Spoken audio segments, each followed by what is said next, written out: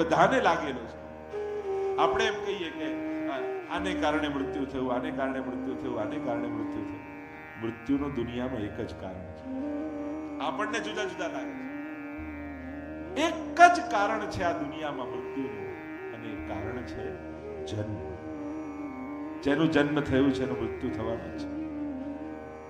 પણ ભાગવત, આ ભગવાનની કથા જો, એક નેચરલ ડેથ, એક એક્સિડેન્ટલ ડેથ, અને એક ડિવાઇન ડેથ, સ્પિરિચ્યુઅલ ડેથ. એક પ્રાકૃતિક છે, થવાનું છે, થયું. એ ક્યાંક અકસ્માત. પણ ભાગવત એ મૃત્યુને મહોત્સવ બનાવવાની કળા છે. ભાગવત જેને સાંભળ્યું છે એને મૃત્યુ એ શોકની ક્ષણ નથી, પ્રભુના મિલનની ક્ષણ લાગે છે. બસ આ દેહ પડી જશે, નાશવંત જતું રહેશે અને શાશ્વત રહી જશે. જેને આત્મભાવ સિદ્ધ થયો એને નશ્વરમાં મોહ રહેતો નથી. જેમ થાકેલો વ્યક્તિ આવે ઓફિસથી કામ કરીને, જૂના કપડા કાઢી નવા પહેરીને ફ્રેશ થઈ જાય. દેહનો અંત એ નવા જીવનની શરૂઆત છે. તો આ તો વાસાંચ જીર્ણાની યથા વ્યાય નવાની ગૃણાતિ નરોપરાણી. જૂના પત્તાઓ ખરી પડે ને નવા ઉગે, એમ નવજીવનની શરૂઆત છે. ભાગવત, ભગવાનની કથા જીવને નિર્ભય બનાવે છે. ભવરોગ પેલી સાધારણ ઔષધિ હોય, કડવી હોય, આ તો પરમ મીઠી છે. પેલો તો રોગ મટી જાય પછી છોડી દેવાની, આ તો મોક્ષ મળી જાય પછી પીતા રહેવાની. પેલું તો એમ કહેવાય કે બસ હવે માણસનો રોગ મટી ગયો એટલે મૂકી દો. આ તો ભગવાન મળ્યા પછી પણ પીતા રહેવાનું. સુખદેવજી અને પરીક્ષિત બંનેને ભગવાન મળી ગયા છે, છતાંય ભગવાનની કથામાં આનંદ આસક્તિ છે. એવી પ્રભુની કથા. ગુણગાને સુખા વાપ્તિ ગોવિંદસ્ય પ્રજાયતે યથા તથા સુકાદી નામ નૈવાત્મની કુતોન્યતે. મહાપ્રભુજી પણ આજ્ઞા કરે છે, જે ગુણગાનમાં સુખ મળે છે એ નિર્ગુણ ઉપાસનામાં લાગેલા સુખદેવજીને પણ ધ્યાનમાં એવું સુખ મળતું. જો સુખ હોત ગોપાલ વિના, जो सुख होते गोपाले आए, जो सुख होते गोपाले आए, सोने होते जप तप व्रत संयम, सोने होते जप तप संयम, कोटिक तीरथ, कोटिक तीरथ नाए, जो सुख होते गोपाले गाए. તીરથ પાસે તો આપણે જવું પડે. કથા એવું તીર્થ છે જે ફરતું ફરતું તમારી પાસે આવે છે, તમને પાવન કરી જાય. જપ તપ તીર્થ કોટિક તીર્થ નાય. ભગવત કથા એવું પરમ પાવન તીર્થ છે. કહેવાય છે કે જ્યાં ભાગવતજી વિરાજતા હોય ત્યાં સકલ તીર્થોનો વાસ હોય છે. જ્યાં ભાગવતજી વિરાજતા હોય ત્યાં સકલ દેવતાઓનો વાસ હોય છે. જ્યાં ભાગવતજી વિરાજતા હોય ત્યાં 24 અવતાર આવીને બિરાજે છે. એક ભાગવતની પરિક્રમા કરો તો ભારતના સકલ તીર્થોની પરિક્રમાનું પુણ્ય મળે. એક ભાગવતને વંદન કરો તો 33 કોટી દેવતાઓને વંદન પહોંચી જાય. આપણે ત્યાં તો કહ્યું આ એક પુણ્ય એવું છે કે જે કરવા માત્રથી શાસ્ત્રોમાં જેટલા પુણ્યો લખાયેલા છે એ બધા જ પુણ્યોના ફળ મળી જાય. એવું એક માત્ર ગદ ગદ ગીરા લોચને જલધારા, लोचन जलधारा, प्रेम पुलक तनु छाये, प्रेम पुलक तनु छाये,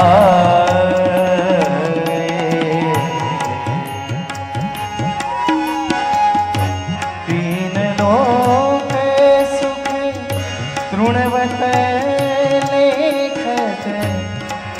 लोक सुख तृणवत लेखत, नंद नंदन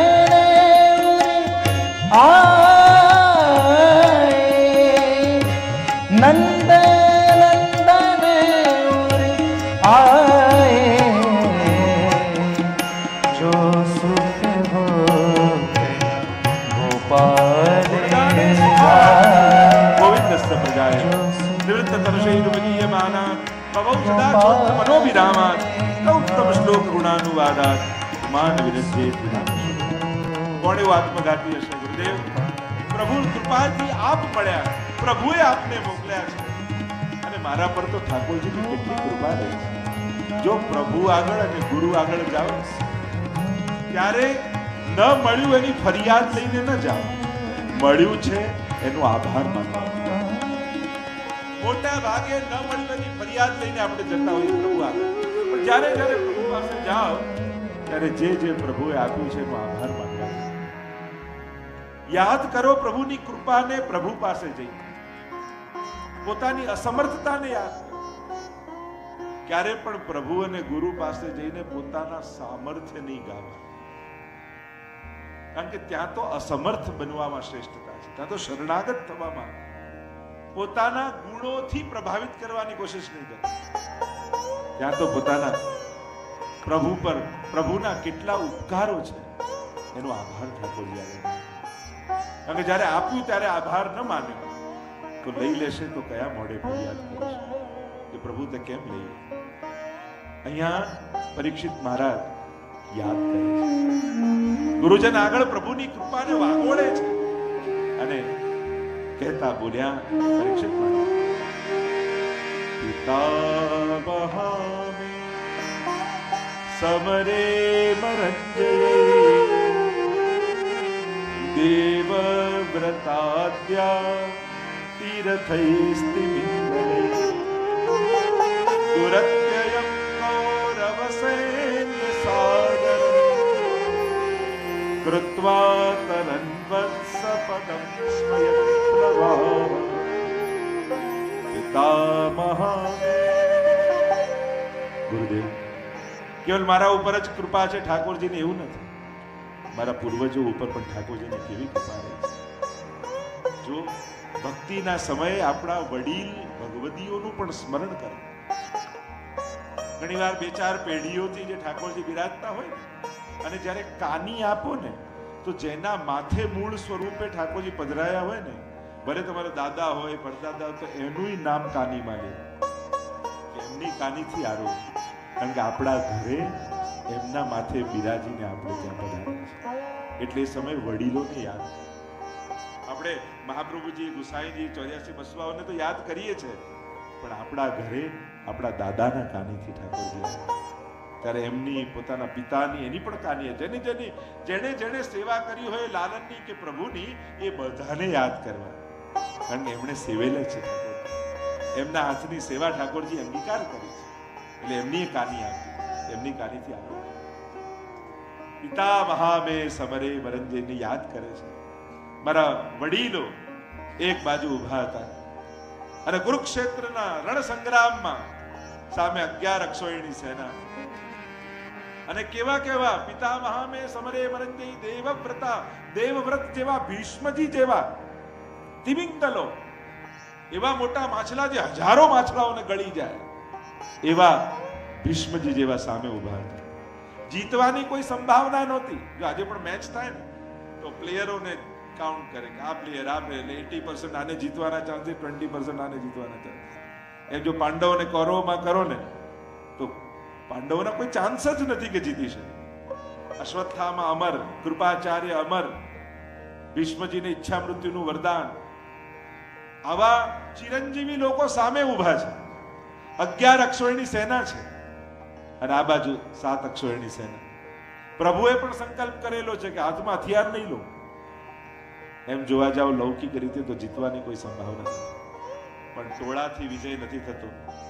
ભગવાન આપણા પક્ષમાં હોય, ભગવાન વિજય અપાવે। એટલે હંમેશા મારા જોડે કેટલા લોકો ઊભા છે એ ચેક કરવા કરતા મારી જોડે ઠાકોરજી ઊભા છે કે નહીં એ પહેલા ચેક કરી લે કે મારી સાથે પ્રભુ છે કે નહીં। કોઈ સંભાવના નથી, પણ છતાંય કઈ રીતે જીતી ગયા। તો કહ્યું એક વાછરડાનો પગ પડે ભીની માટીમાં અને જે ખાડો પડે અને ચાલતો ચાલતો વ્યક્તિ ક્યારે ખાડાને ઓળંગી જાય અને ખબર ન પડે.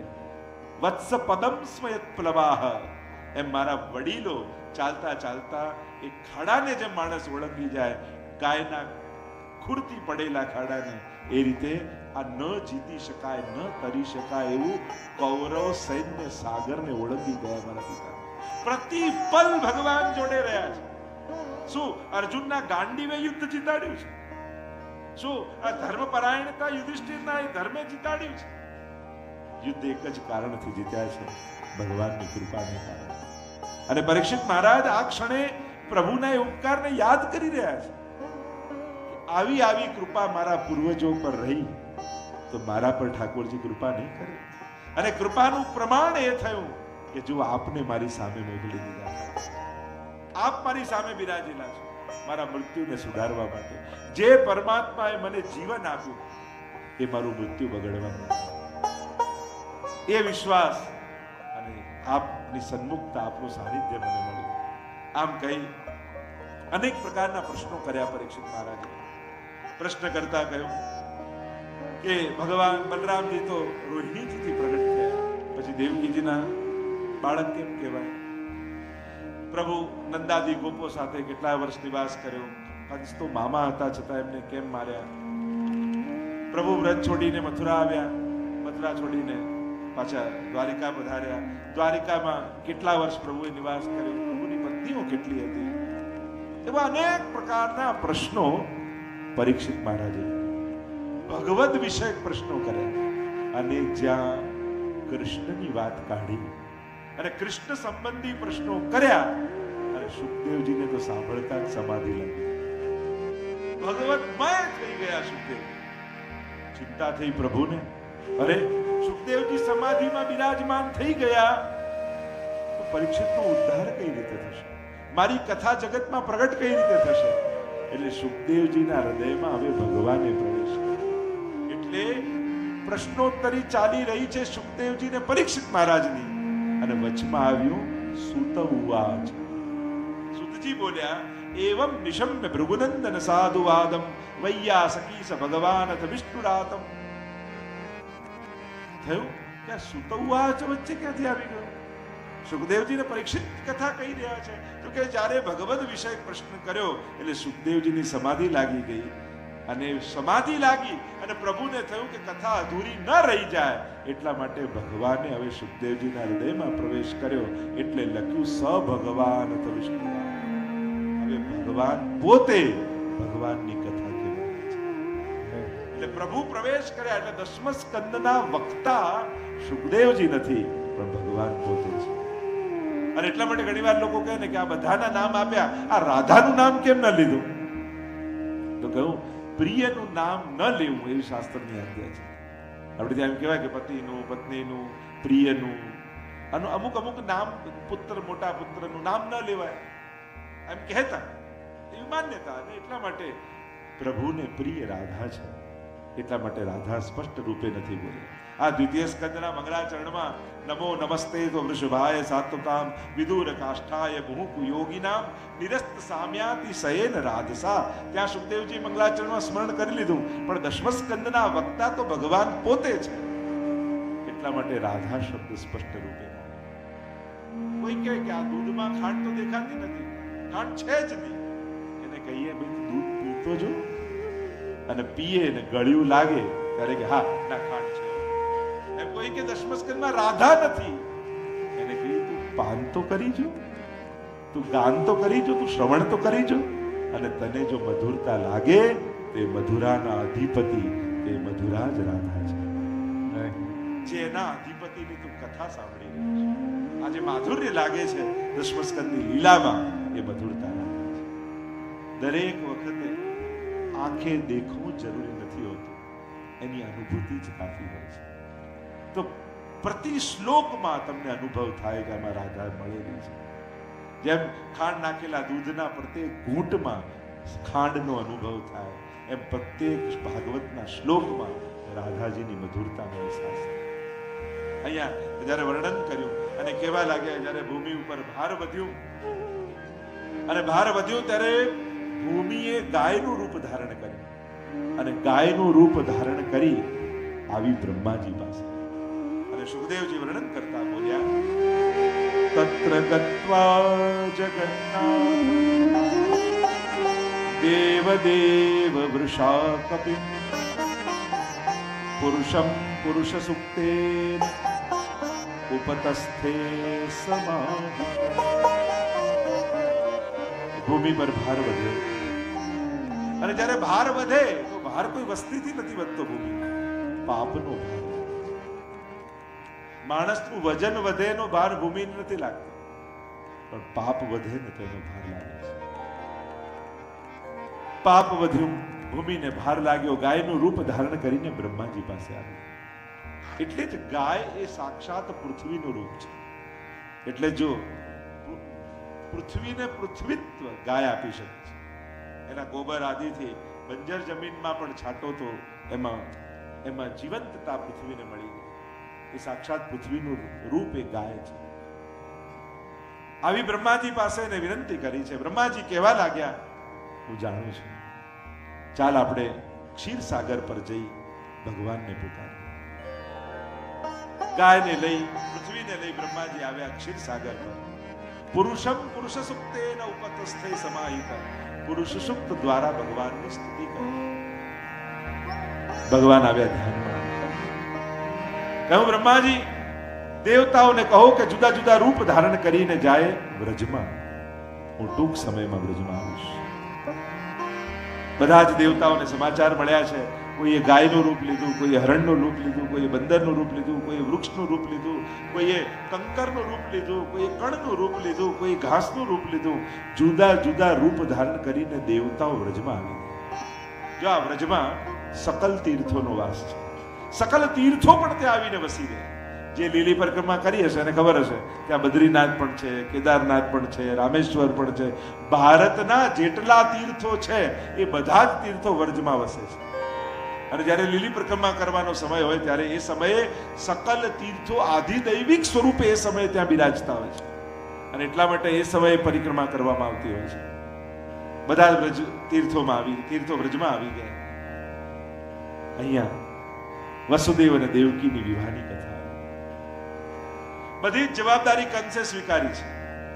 લગ્નની તૈયારીઓમાં આમ તેમ દોડા દોડ કરી રહ્યો છે. મારી બહેનના વિવાહ છે, સર્વથી શ્રેષ્ઠ થવા જોઈએ. અને ભાગા દોડી મચાવીને કેમ કરીને ઉત્તમ રીતે વિવાહ થાય, જે કોઈના ના થયા હોય એવા વિવાહ મારી બહેનના થશે. કંસની બહેન છે. વિવાહ થયા, વળાવવાનો સમય આવ્યો. અરે આટલું બધું મેં આપ્યું છે દહેજમાં, અને આ એક ગામથી બીજે ગામ જાય, કોઈ લૂંટી ન લે. સારથીને ઉતાર્યો નીચે અને કહ્યું, મારી બહેનને વળાવવા માટે હું પોતે જઈશ. સારથીને ઉતારીને સ્વાર્થી ચડી ગયો. અને જ્યારે જીવનના રથની લગામ કોઈ સ્વાર્થીના હાથમાં આપો ને, ત્યારે એમાં કંઈક ને કંઈક ઉત્પાદ થાય. આકાશવાણી થઈ, મૂર્ખ, તું જેને વળાવવા જાય છે ને એનો જ 8મો ગર્ભ તારો કાળ થશે. અને જ્યારે આ વાણી સાંભળી આવ્યો ક્રોધ, ખડક ખેંચ્યું, કેસથી પકડ્યા દેવકીજીને. જ્યાં મારવા જાય હાથ પકડ્યો વસુદેવજી, દોડતા આવ્યા. વસુદેવજીની અંદર વાસુદેવનો વાસ થયો. આવેશ આવ્યો. જો આ જન્મ પ્રકરણની કથા મહાપ્રભુજી સમજાવે છે 4 અધ્યાયમાં છે. અને 4 અધ્યાયમાં ભગવાને ચતુર્વ્યુહથી લીલા કરી છે. આ પણ પ્રભુ સંબંધી ભેદો સમજવાની જરૂર છે. એક છે ભગવાન, બીજા છે ભગવાનના અવતાર, ત્રીજું છે ભગવાનનો વ્યૂ, ચોથું છે ભગવાનની વિભૂતિ. જો આ બધાના ભેદ માનવામાં આવે છે. બધા ભગવદ રૂપ પોતે પૂર્ણ અવતાર નથી હોતા. એતે ચાંસ કલા પુંચ કૃષ્ણસ્તુ ભગવાન સ્વયં, એમ ભાગવતે કહ્યું. બીજા બધા 6 પ્રકારના અવતારો શાસ્ત્રોમાં બતાવ્યા. અંશાંશ અવતાર, અંશાવતાર, કલા અવતાર, પૂર્ણ અવતાર અને પરિપૂર્ણ અવતાર. આવા 6 પ્રકારના ભગવદ અવતાર છે. તો એક છે અવતારી, બીજા છે અવતાર, ત્રીજા છે ભગવાનના વ્યૂ.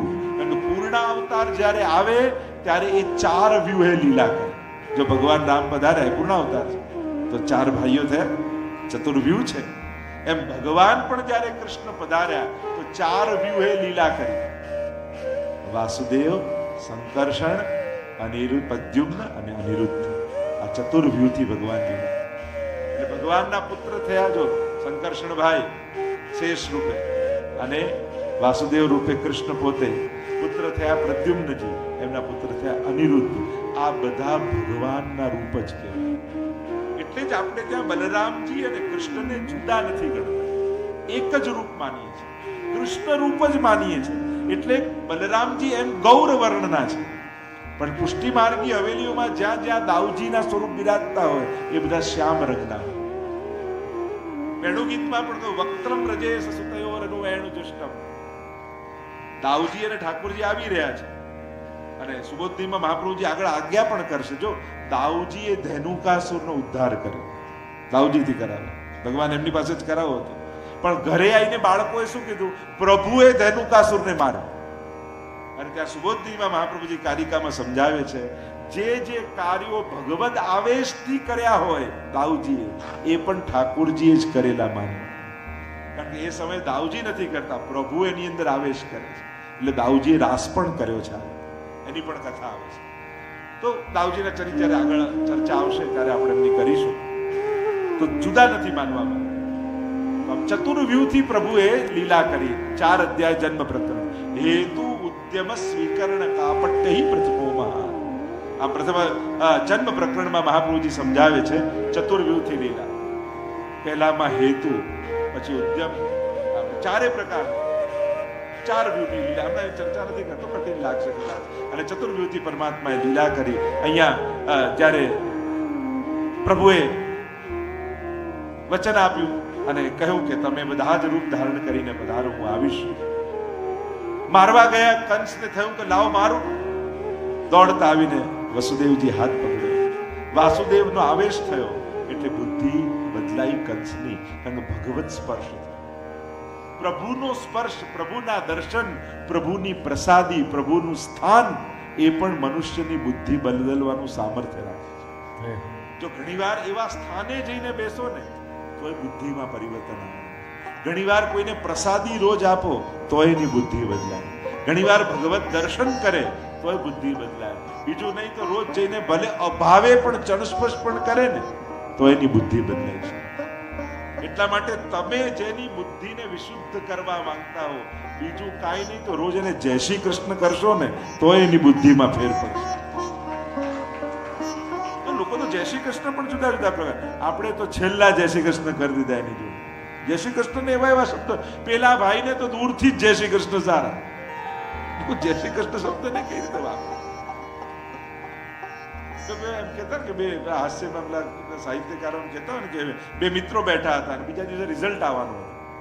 એટલે પેલા કહ્યું કે આટલા વાગે રિઝલ્ટ આવશે, કે આ ટાઈમે તું પપ્પાની જોડે હોઈશ અને લેવા બીજો જવાનો હતો. પેલા કીધું જો હું જેટલામાં ફેલ થયો તો એવું ના કહેતો તું આટલામાં ફેલ થયો, એમ કહેજો કે 2 જણાએ તને જય શ્રી કૃષ્ણ કીધા છે એટલે હું સમજી જઈશ કે 2માં ફેલ છું. પપ્પા આગળ સીધું રિઝલ્ટ ના કહેતો. એટલે બીજો દિવસ થયો, પપ્પા આગળ પેલો છોકરો બેઠો હતો, એટલામાં એનો મિત્ર આવ્યો ને એને કહ્યું બધા વૈષ્ણવે તને જય શ્રી કૃષ્ણ કહ્યા. લોકો ભગવત નામને પણ ક્યાં ક્યાં. અને હવે તો મોબાઈલમાં તો JSK માં જ ચલાવી લઈએ આપણે. જય શ્રી કૃષ્ણ બોલવાનો શ્રમ નથી લેતા. બને તો ભગવત નામ અધૂરું નહીં લે, પૂર્ણ રૂપે.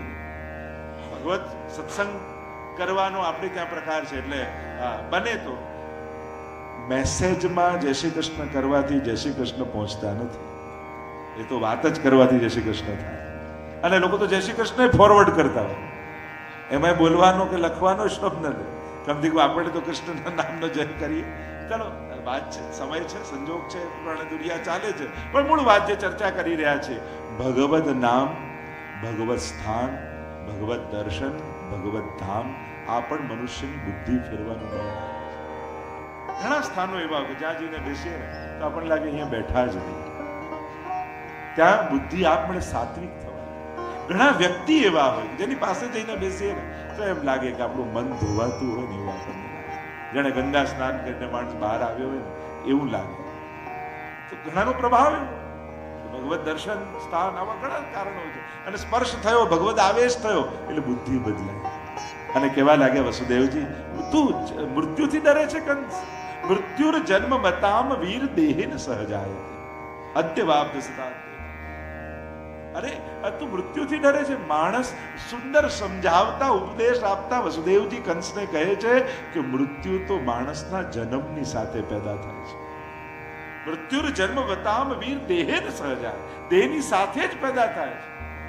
આયુ જન્મ ચ વિત્તમ ચ, આ અમુક વસ્તુને કહ્યું છે કે આ બધું તો જન્મની સાથે માણસ પેદા કરે છે. જે માણસ જન્મ લે ત્યારે જ નક્કી થઈ જાય. હાનિ લાભ જીવન મરણ જસ અપજસ વિધિ. આટલું વિધાતાના હાથમાં જેમ કહ્યું, હાનિ લાભ. કોઈ માણસ નુકસાન માટે કામ નથી કરતું, પણ એને ભાગ્યમાં છે તો હાનિ. લાભ ધાર્યું ના હોય લાભ પણ એને મળે. અને માણસની ચતુરાઈ શું? દુઃખ આવે ને તો એમ કે ભગવાનને, હું જ કેમ ભાઈ મી મને જ કેમ? ક્યારે સુખ આવ્યું ત્યારે કહ્યું કે મને જ કેમ સુખી કરો છો? બીજું કોઈ મળતું નથી તમને.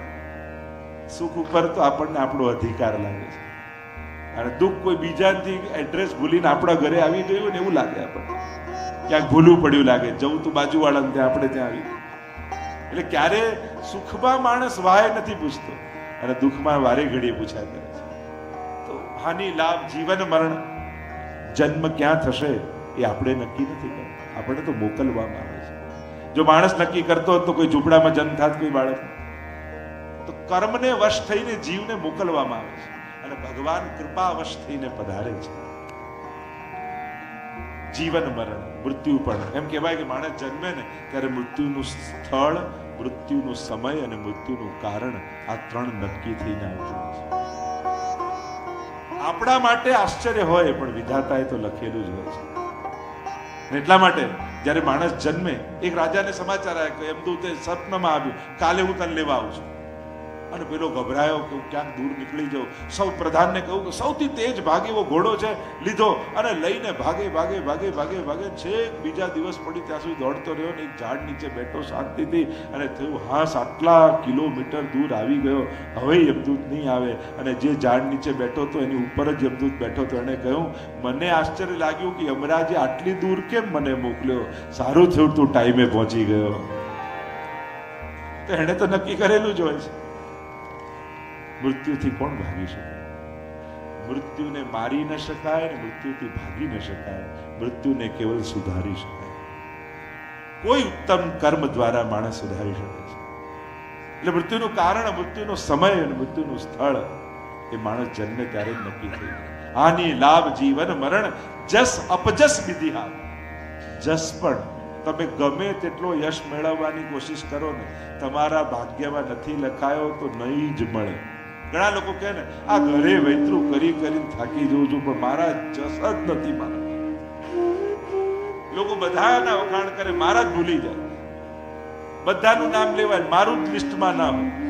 ઘણી વાર જસ ના હોય તો ના જ મળે. જસ અપજસ વિધિ વિધિના હાથમાં છે. ઘણી વાર જેને કાંઈ ન કર્યું એ જસ ખાટી જાય. તો આ તો પરમાત્માના વિધાતાના હાથમાં છે. જેવા કર્મ એ પ્રમાણે આ બધું મળતું હોય છે. વસુદેવજી કહેવા લાગ્યા કે હું તને વચન આપું છું, અમારે જે બાળક થશે તને આપી દઈશ. આ તો નાની બેન છે. નાની બેન તો દીકરી સમાન કહેવાય. એને મારીશ તો યશ કીર્તિ ધન વૈભવ તારો બધો નાશ થઈ જશે.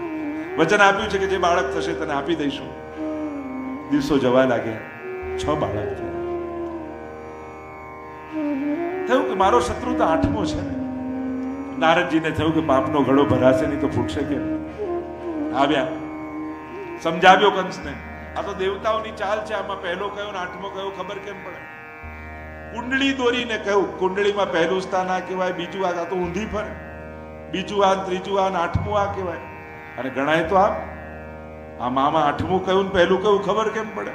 વાત તો સાચી, પણ હજી મારવા નથી. 8મું કયું છે? ફૂલ લીધું કરીને સમજાવજો. પહેલી પાંખડીથી ગણે, આ નથી પહેલી તો 8મી આ થાય, આને પહેલી ગણે તો 8મી આ થાય, પહેલી આને ગણે તો 8મી આ થાય, બધી પહેલી ને બધી 8મી.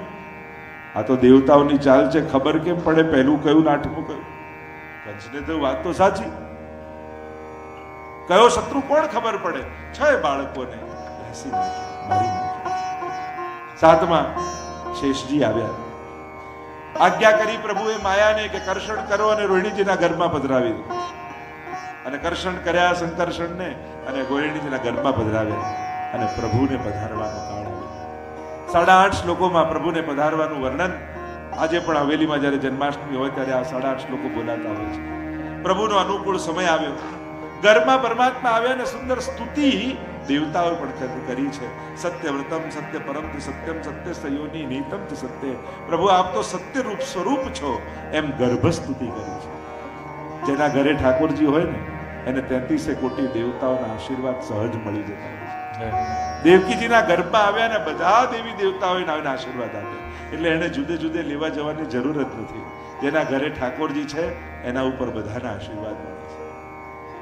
પધાર્યા ગર્ભા અને પ્રાગટ્યનો સમય આવ્યો, અનુકૂળ કાળ આવ્યો ને સુખદેવજી એ વર્ણન કરતા બોલ્યા, અથ સર્વ ગુણોપેત કાલઃ પરમ શોભન